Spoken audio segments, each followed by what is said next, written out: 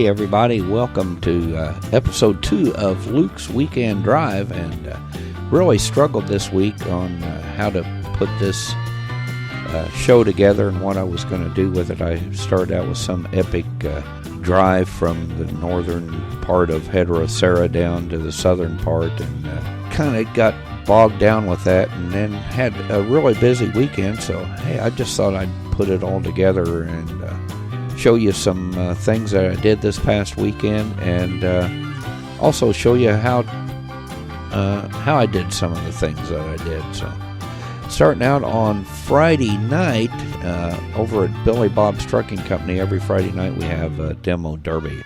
So let's drop in and look at a couple of the demo derby matches. It was a whole lot of fun.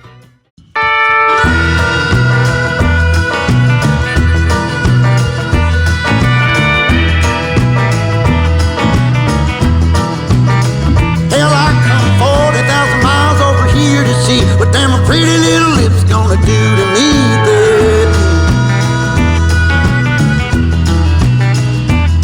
But every single time that I come around, it seems you got another man trying to keep you down, baby.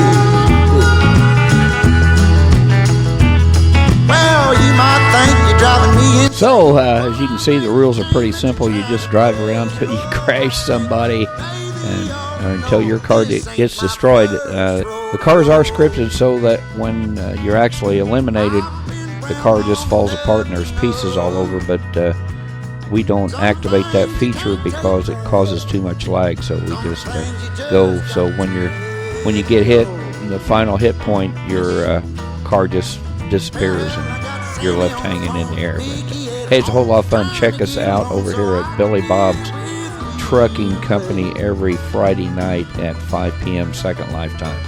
Everyone's welcome, and here's where you get the cars. There are 100 Lindens, and B-Flat does all the paint jobs for us, and he might do a paint job for you if you come over and join us. You'll be glad you did. It's a whole lot of fun. Now let's flip the page over to Saturday afternoon and take a trip with the Skyward Flying Club on their weekly Saturday afternoon grid flight. I got to DJ for them, and we had a great party at the end. Now let's enjoy some scenes from the flight.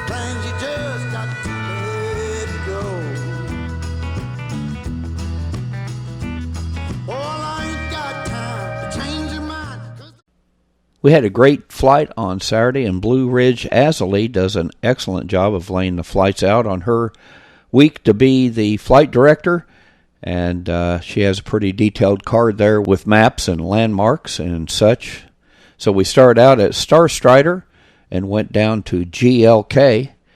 And then from GLK we flew on down to the heart of the Blake C World War II airfield. And we had an awesome party here. Here's a few clips from that flight and the after party.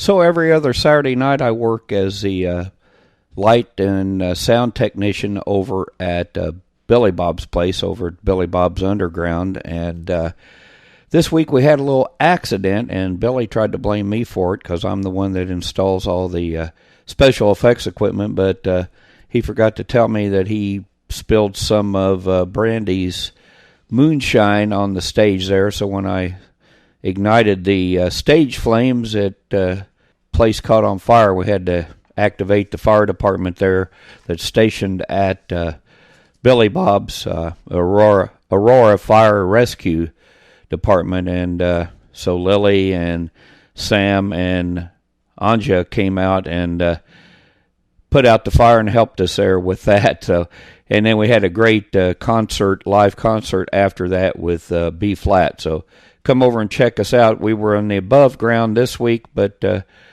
normally we're down in the underground, which pretty cool place if you want to come and check it out. We're always there on the second and fourth Saturday of every month. So check us out, and you'll be glad you did.